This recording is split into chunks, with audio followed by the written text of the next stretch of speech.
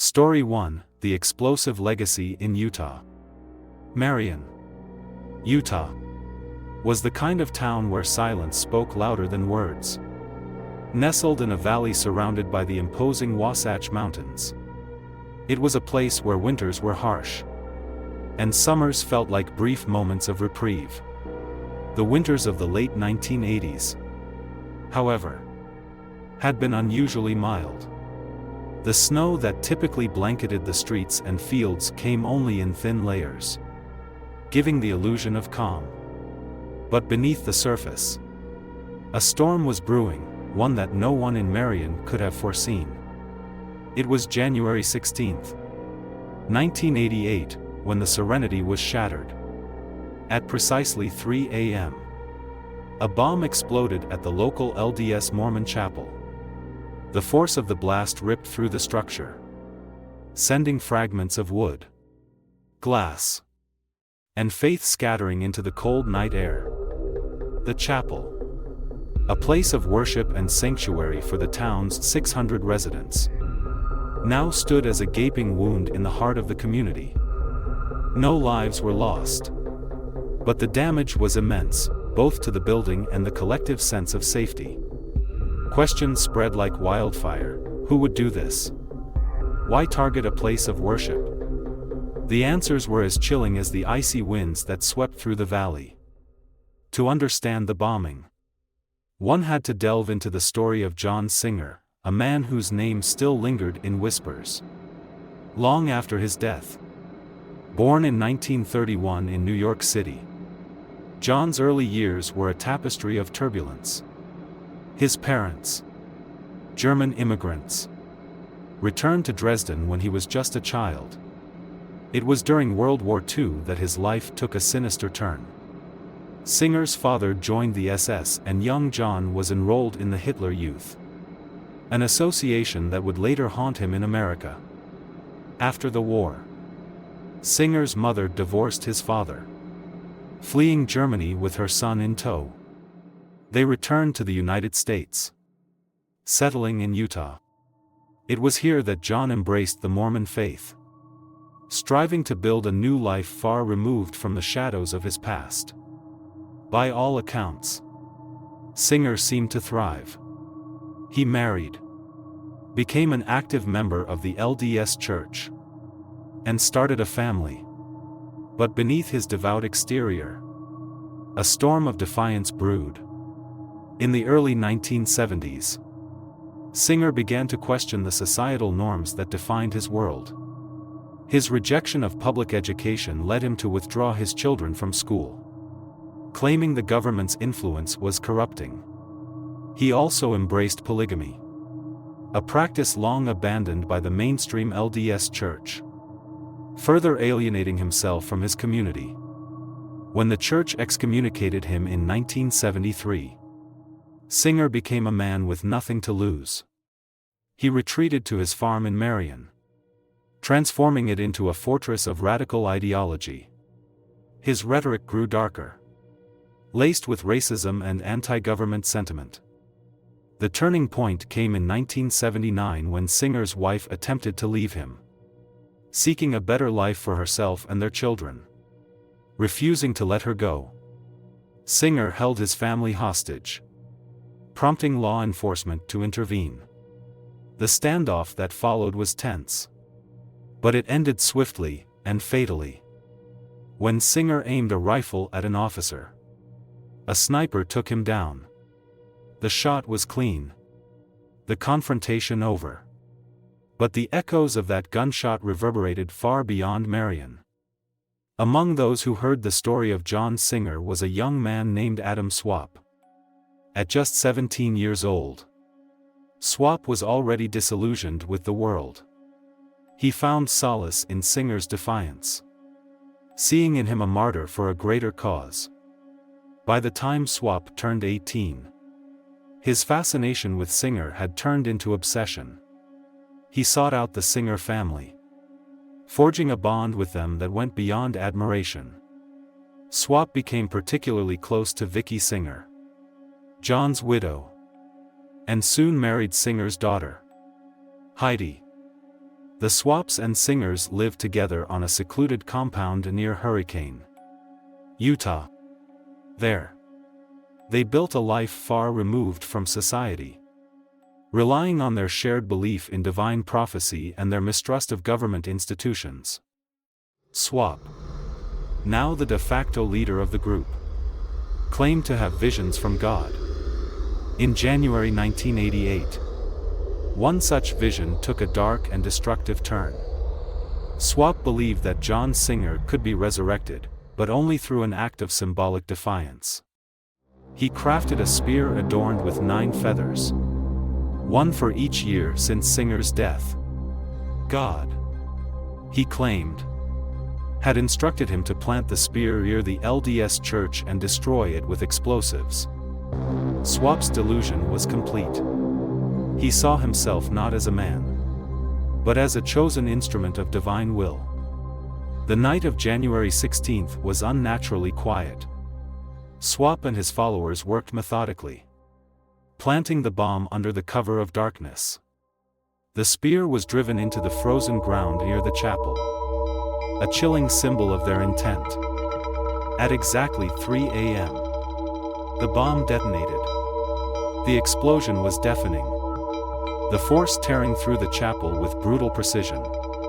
Windows shattered, walls crumbled, and the air filled with acrid smoke. When the dust settled, the chapel was unrecognizable, and so was the town of Marion. Investigators quickly traced the crime back to the Singer compound. Swap and his followers made no attempt to hide their involvement, openly proclaiming their actions as a fulfillment of God's will. What followed was a siege that would test the limits of faith, patience, and humanity. Law enforcement descended on the Singer compound, finding a fortified network of trailers and makeshift buildings surrounded by open fields.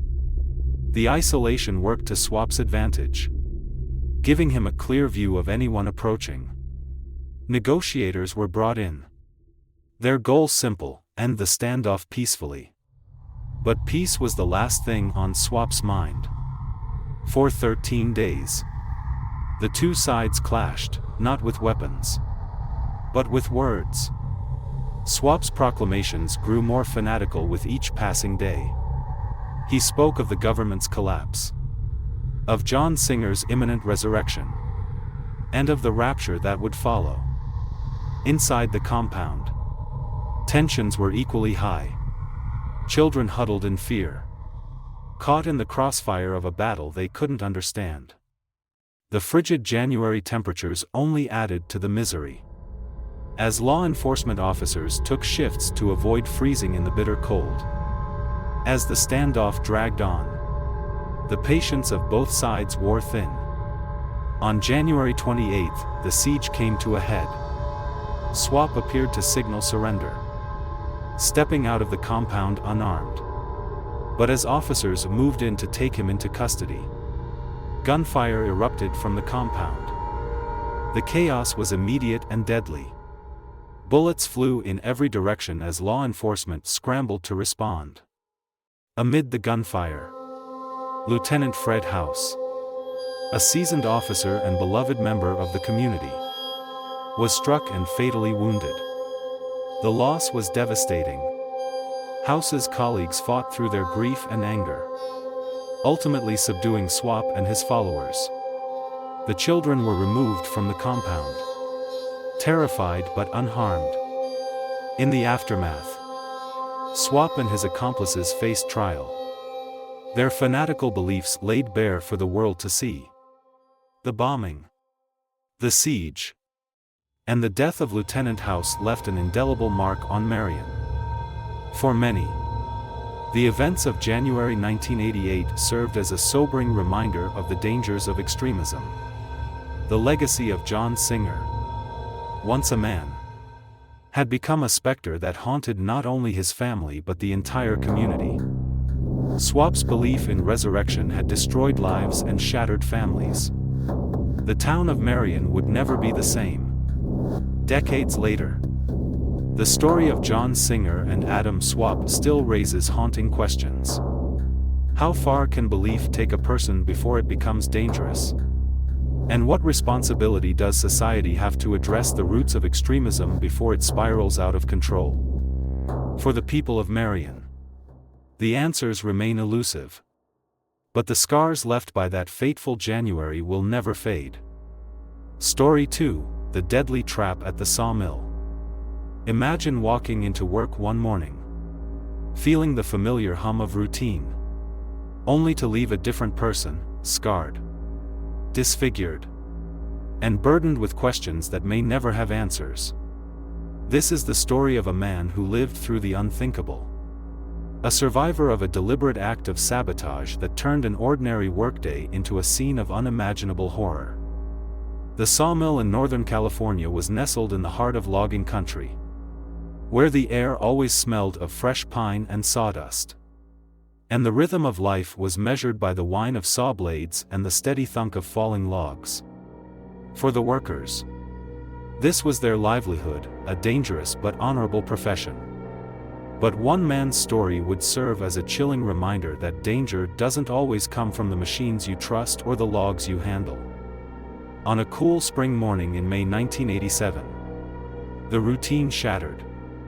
A hidden metal spike embedded deep within a log triggered a catastrophic explosion, tearing through the sawmill and forever changing one worker's life.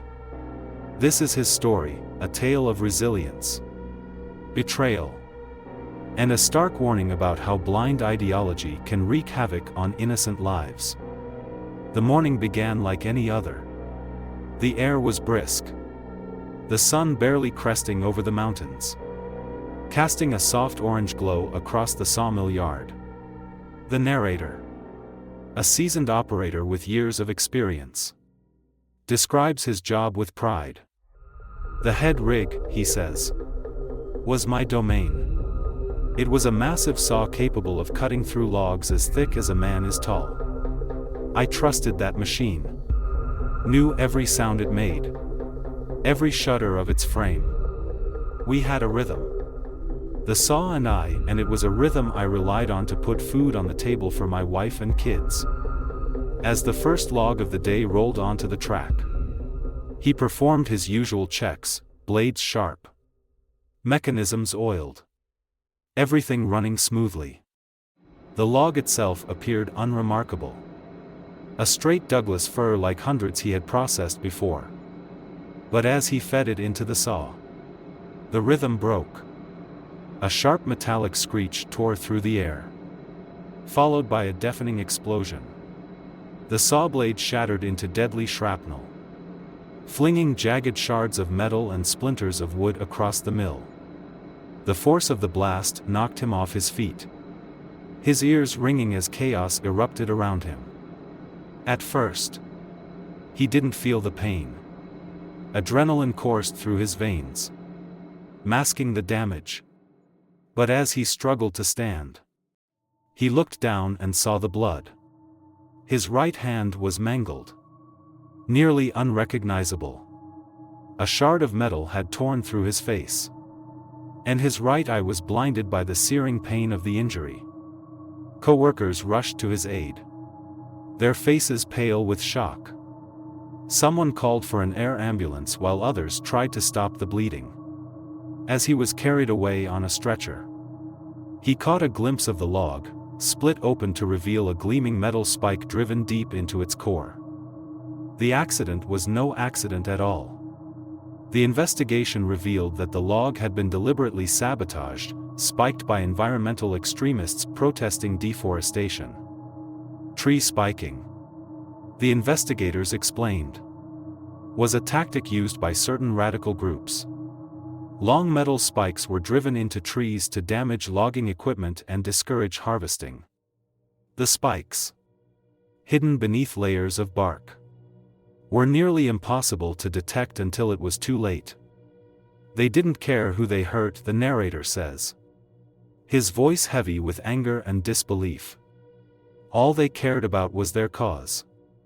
They didn't think about the workers on the other end of that saw, the people with families, the people just trying to make a living.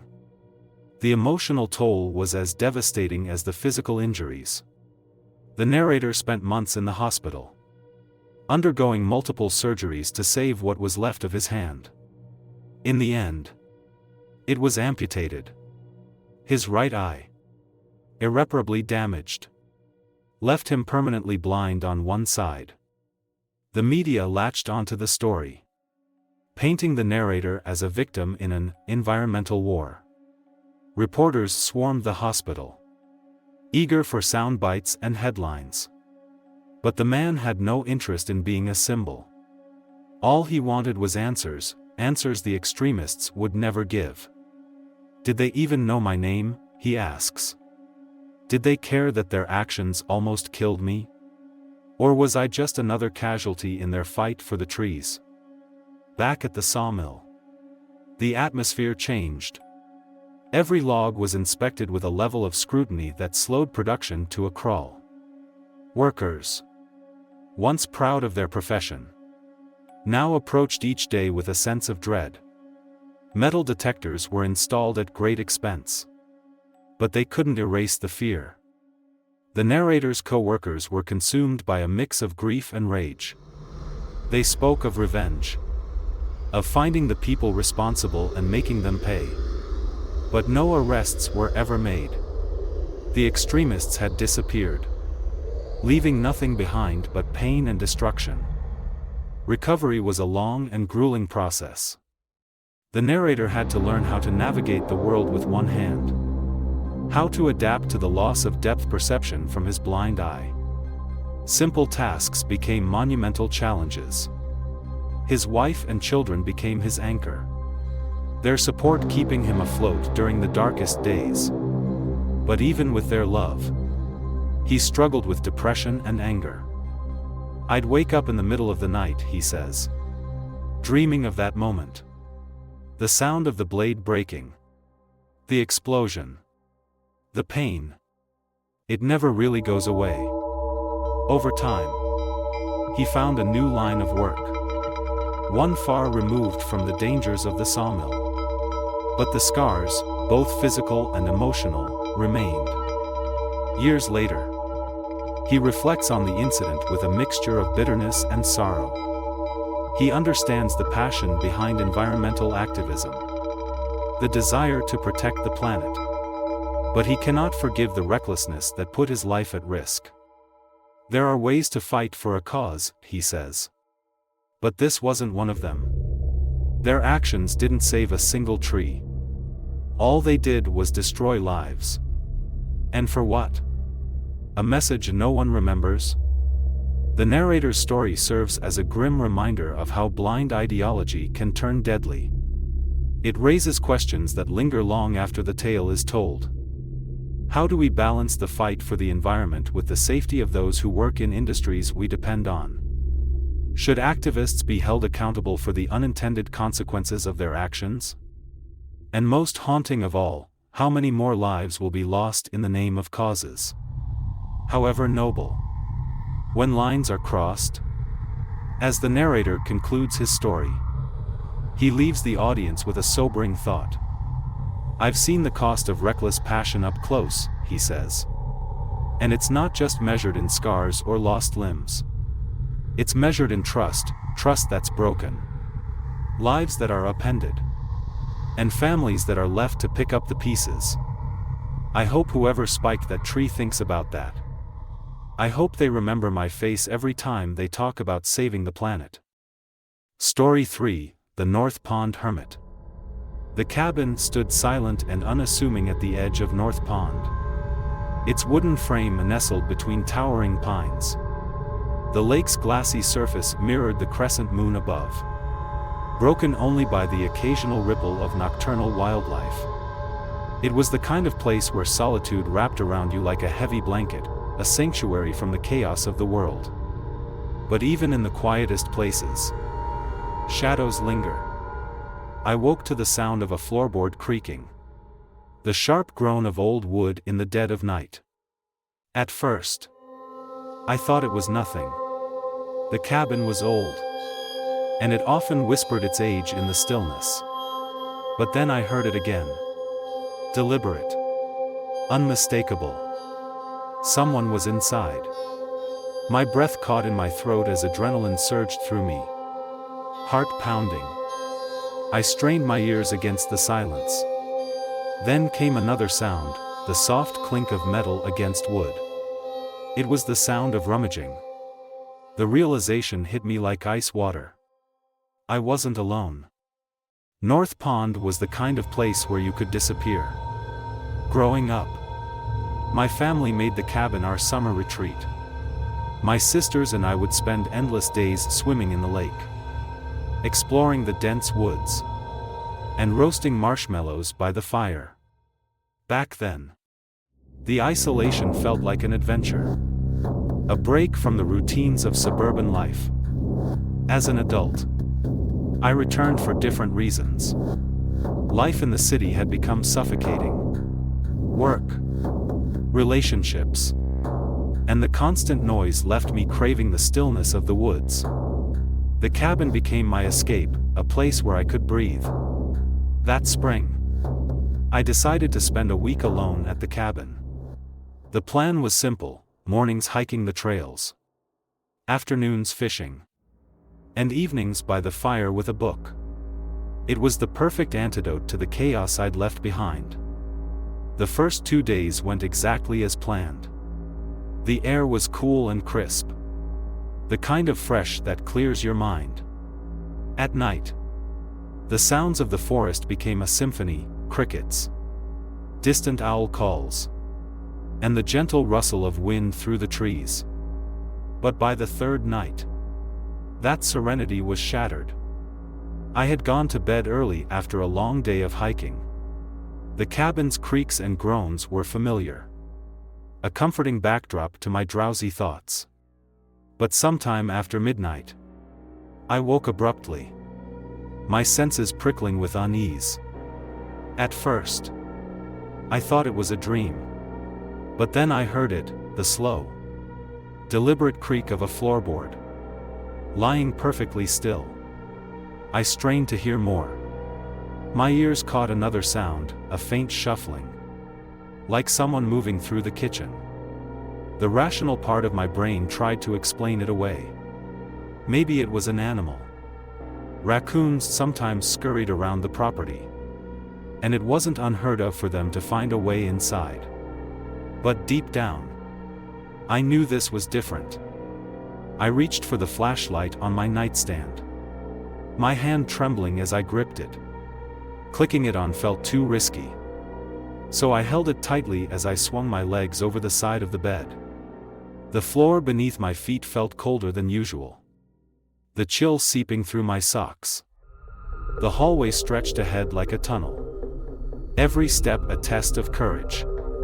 My heartbeat roared in my ears as I inched toward the kitchen, the dim moonlight spilling through the windows my only guide. And then I saw him. He stood by the counter, his back to me, framed by the pale glow of moonlight. His clothes were layered and tattered, a patchwork of survival that seemed to weigh him down. His hair was long and unkempt, streaked with dirt and grease, and his thin frame spoke of years spent scraping by. I froze. The man rummaged through the cabinets, his movements steady and deliberate. He didn't seem hurried or frantic, if anything. He was eerily calm, as if he'd done this 1,000 times before. My breath hitched, and the sound must have reached him. Slowly, he turned. Our eyes met, and my blood ran cold. His gaze was empty, devoid of emotion, yet sharp enough to pierce through me. His face was gaunt, his beard wild. But it was his eyes that unsettled me the most. They were the eyes of someone who had lived too long in the shadows, who had seen things no one should see. For a moment, neither of us moved. The air between us felt heavy, charged with tension.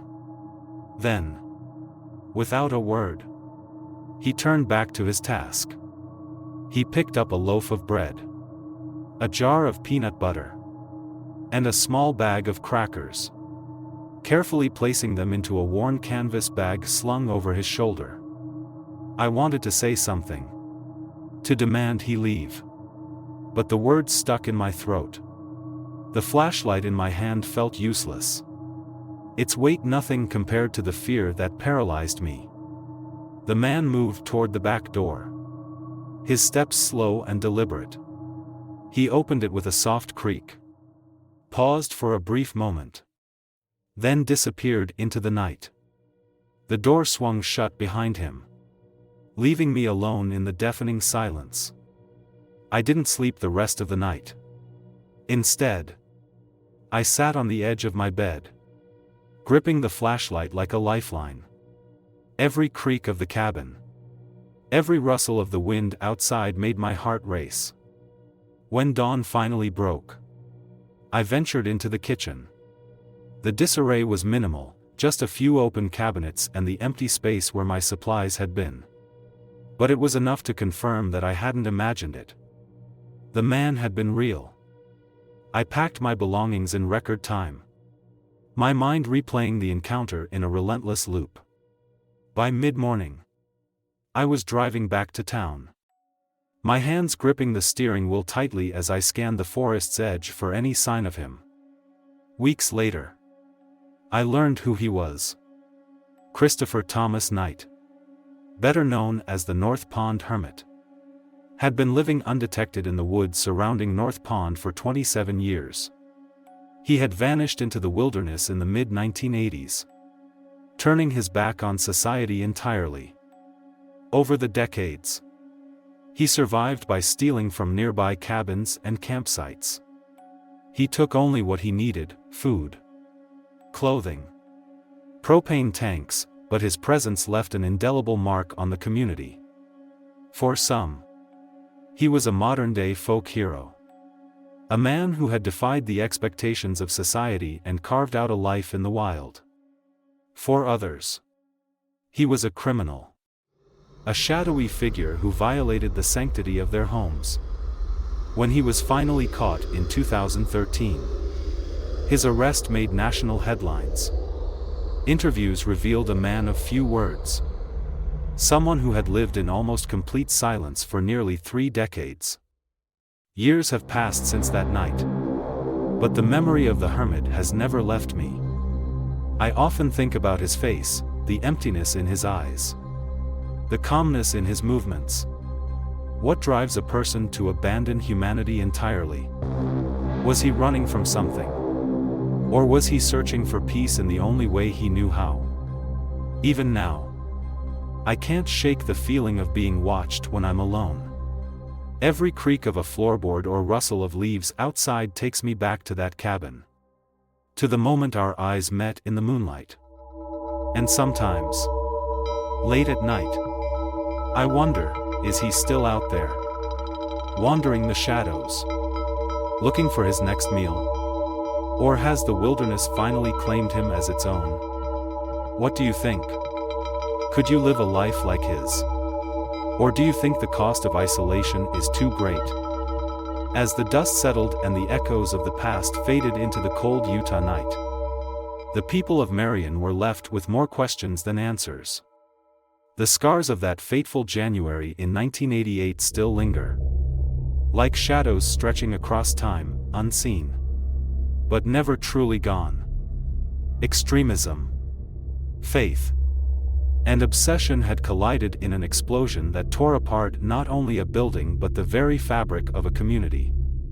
And though Adam Swap and his followers faced justice, one haunting question remains. Did the ghost of John Singer ever truly leave Marion? Perhaps his story still lingers in the winds that rush through the Wasatch Mountains. Perhaps the faint echoes of a long-forgotten prophecy still whisper through the ruins of the chapel. Or maybe, just maybe, somewhere out there, another believer waits in the darkness, ready to reignite the flames of the past.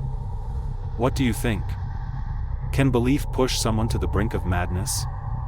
Or was there something more at play in the eerie tale of Marion, Utah? Let us know in the comments below. And if you crave more chilling tales of the strange and unsettling, Don't forget to like this video. Share it with your fellow horror lovers.